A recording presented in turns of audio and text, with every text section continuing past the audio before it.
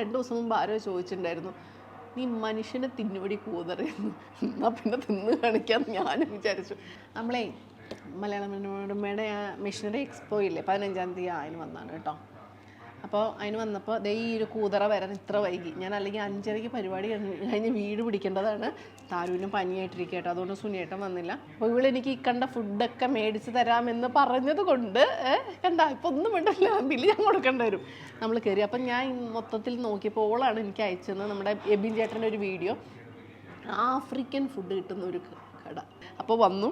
അപ്പോൾ എൻ്റെ പൊന്നു സഹോദരങ്ങളെ എന്താണ് കഴിക്കുന്നതെന്ന് ചോദിച്ചാൽ ഞാൻ കുറേ നേരമായിട്ട് സ്പെല്ലിങ്ങൊക്കെ പറഞ്ഞ് നോക്കുന്നു, രക്ഷയില്ല. എന്നാലും ഞാൻ പറയാം. അപ്പോൾ ആദ്യത്തെ ഐറ്റം നമ്മുടെ ഇവിടെ എത്തിയിട്ടുണ്ട്. അതിൻ്റെ പേര് മലാക് ഫിഷ് എന്നാണ്. നല്ല കത്തി റേറ്റ് ആയിട്ടോ, എന്നാലും ചിലവ് ജിഫിഡി ആയതുകൊണ്ട് കഴിക്കാമെന്ന് വിചാരിച്ചു.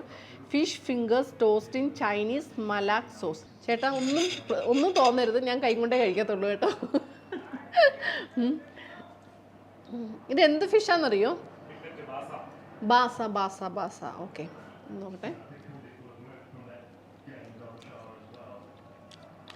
അയ്യോ, അന്നമ്മയാണെന്ന് വരുന്നതെന്ന് അവർക്ക് മനസ്സിലായെന്ന് അറിയില്ല. സൂപ്പർ എരിവ് എടി, സൂപ്പർ സാധനം. ഞാൻ ഒരു പീസ് എരിവാണ്, പകർന്ന് എനിക്കൊരു പീസ് തരേണ്ടതായിരിക്കും. നല്ല ടേസ്റ്റ് ഉണ്ട് അല്ലേ? കാശ് മുടക്കിയാലും വല്ലപ്പോഴും എൻ്റെ പിശുക്കൊന്ന് മാറ്റി വെക്കാമെന്ന് എനിക്ക് തോന്നുന്നു. അത്യാവശ്യം നല്ല ക്വാണ്ടിറ്റി ഉണ്ട്. ഇവരെന്തൊക്കെയോ അത്തപ്പൂക്കളം പോലെ ഇട്ട് വെച്ചിട്ടുണ്ട്. തിന്നാനാണെന്ന് അറിയില്ല കേട്ടോ. മയണീസ് ഇതെന്നാ നോട്ടെ, ഗാർലിക് സോസ്. ഒരു ഈ ബാസ ഫിഷ് എന്ന് പറയുന്നുണ്ട്, പക്ഷേ ഇത് ഏത് ഫിഷാണെന്ന് എനിക്ക് മനസ്സിലാവണില്ല. എന്താണ് ഈ ഗൂഗിൾ ചെയ്ത് നോക്ക്.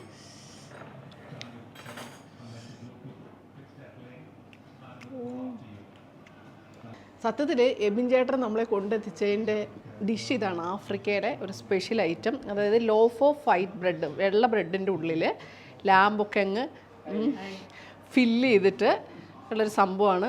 സൗത്ത് ആഫ്രിക്കയിലെയാണ് സംഭവം. ഒരു ഭാഗത്ത് ഇങ്ങനെ മുത്തിപ്പിടിച്ചിട്ട് കത്തി കൊണ്ട് മുറിക്കണം അല്ലേ? ഇങ്ങനെ മുറിക്കണം എന്നാണ് അവർ പറഞ്ഞത്. ചേട്ടാ വല്ല കൊടുവാന്ന് കിട്ടുമോ? അത് തന്നെ, വല്ല മൂർച്ചയുള്ള കത്തി കിട്ടുമെന്ന്. അപ്പോൾ ഇതിങ്ങനെ ഈ മൂലയിൽ നമ്മളിങ്ങനെ മുറിക്കണം. എൻ്റെ കൈക്ക് ബലമില്ലാഞ്ഞിട്ടാണോ എനിക്ക് മുറിക്കാൻ അറിയാണ്ടാണോ അറിയില്ല, ഈ സാധനങ്ങൾ കുലുങ്ങുന്നുണ്ട്. പിടിച്ച് മുറിക്കേണ്ട വരുമോ? ഡാം പൊട്ടി ഒഴുകുന്ന പോലെ ഒരു ഭാഗത്ത് നിന്ന് ഇങ്ങനെ അടിപൊളി. അപ്പോൾ എങ്ങോട്ടാണോ തുറന്നത് ആ ഭാഗത്തുള്ളവർ മാത്രം കഴിക്കുക എന്നുള്ള ആചാരത്തിലേക്ക് നമ്മൾ അവസാനിപ്പിക്കുന്നു. അപ്പോൾ ഫസ്റ്റ് നമുക്ക് അതിൻ്റെ ഗ്രേവി ഒന്ന് നോക്കണം. ഓക്കെ, ഏത് ഐറ്റത്തിൻ്റെയും പക്ക രുചി മനസ്സിലാക്കാൻ ഏറ്റവും ആദ്യം നമ്മൾ തിന്നേണ്ടതെന്ന് ഞാൻ അന്നമ്മ പറഞ്ഞിട്ടുണ്ട്, ഗ്രേവി. ഒരു നോർത്ത് ഇന്ത്യൻ ടേസ്റ്റാണ് എനിക്ക് ഫീൽ ചെയ്തത് കേട്ടോ. സംഭവം കൊള്ളാം, പക്ഷെ എനിക്കങ്ങ് പിടി കിട്ടുന്നില്ല എന്തിൻ്റെയാണെന്ന്. എരിവ് ഞാൻ കുറേയും കൂടിയൊക്കെ പ്രതീക്ഷിച്ചു. ആഫ്രിക്ക എന്നൊക്കെ പറഞ്ഞപ്പോഴേ പീസ് തന്നെയോടെ സോഫ്റ്റാണ്. ബണ്ണി ചൗ കൊള്ളാം കേട്ടോ, എല്ലാവരും കൂടി. പക്ഷെ എനിക്ക് ഞാൻ പറഞ്ഞല്ലോ, ഇതും കൂടെ കമ്പയർ ചെയ്യുമ്പം സത്യം പറഞ്ഞാൽ നമ്മുടെ ഫിഷാണ് ഇഷ്ടം. സൂപ്പറായില്ലേ? അപ്പോൾ അങ്ങനെ ജീവിതത്തിൽ ആദ്യമായിട്ട് കാട്ടുവാസിയായിട്ടുള്ള അന്നമ്മ ഒരു ആഫ്രിക്കൻ ഡിഷ് കഴിച്ചിരിക്കുന്നു. നാസി കൊറിയൻ ചിക്കൻ, അതായത് Indonesian fried rice dish made with stir fried rice.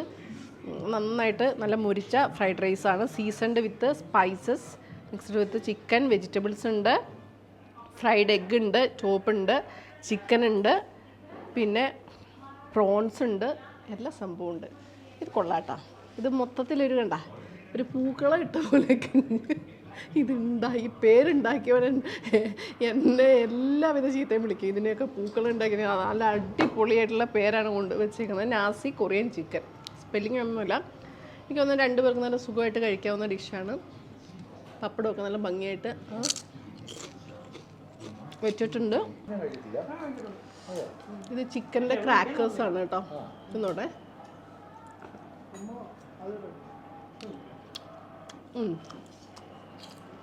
നല്ല രുചിയുള്ള ഒരു കബാബൊക്കെ പോലെയുണ്ട്. കടിച്ചാണ് ഇവിടെ ഇരിക്കട്ടെ. നമുക്ക് എഗ്ഗ് അങ്ങോട്ട് മാറ്റി വെച്ചിട്ട്, കണ്ടിട്ട് നല്ല സ്പൈസിയാന്ന് തോന്നുന്നു കേട്ടോ. ഞാൻ തല കുത്തിയും പറഞ്ഞാലും ഉണ്ടാക്കാൻ പറ്റുമെന്ന് തോന്നുന്നില്ല. കാരണം എന്താണെന്നറിയാം, റെസിപ്പി കിട്ടത്തില്ല അതിൻ്റെ കാര്യം. പക്ഷെ നല്ല സ്പൈസ് ഉണ്ട്, ഇതിൻ്റെ ചെറിയ മധുരമുണ്ട്, നല്ല രുചിയുണ്ട്.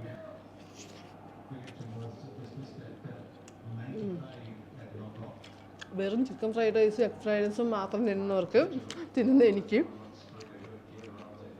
രുചിയുടെ മായാലോകം തുറന്നു തന്നിരിക്കുന്നത്. സൂപ്പറായിട്ടുണ്ട്, അടിപൊളി. ഉറപ്പായിട്ടും ട്രൈ ചെയ്യാൻ പറ്റുന്നൊരു സാധനമാണ്. എന്നതടി നാസി പറ, പേര് കറക്റ്റായിട്ട് പറഞ്ഞാണെങ്കിൽ തരത്തില്ല. നാസി ഖുറാൻ ചിക്കനോ എന്നാ സാധനമാണെങ്കിലും സൂപ്പറായിട്ട് കേട്ടോ, ഇഷ്ടമായി. ഇതൊരു ഫുൾ മീനാണ്, പിന്നെ സൈഡ് ഡിഷ് വേണ്ട. ഓക്കെ, അപ്പം നമ്മുടെ ലാസ്റ്റ് ഐറ്റം ഇവിടെ ജിങ്ക ഹണ്ടി മസാല, അതായത് നോർത്ത് ഇന്ത്യയിലെ ഒരു സംഭവമാണ്. സംഭവം കാണുമ്പോൾ തന്നെ അറിയാം, എണ്ണ അങ്ങ് കോരി ഒഴിച്ചേക്കുക. നാളെ കൊളസ്ട്രോളിൻ്റെ മരുന്ന് 2 എണ്ണം കഴിക്കേണ്ട വരും എന്നുള്ളത് വളരെ ഖേദത്തോടെ, എന്താണ് ഈ വീഡിയോ ഔട്ടായിട്ടേ കെട്ടിയേ കാണത്തുള്ളൂ എന്നുള്ളത് കൊണ്ട് വലിയ സമാധാനമുണ്ട്. നിങ്ങൾക്ക് ആദ്യമേ ഗ്രേവി നോക്കട്ടെ കേട്ടോ. നോർത്ത് ഇന്ത്യൻ ഒരു മസാല ഉണ്ടല്ലോ, അവരുടെ ഒരു സ്റ്റൈൽ പക്ക തന്നെ. ഒരുപാട് സ്പെഷ്യാലിറ്റി ഒന്നുമില്ല, ഇത് വല്ല സ്പെഷ്യാലിറ്റി ഉണ്ടോയെന്ന് നമ്മൾ പറയാം. നല്ല വലിയ പ്രോൺസാണ്.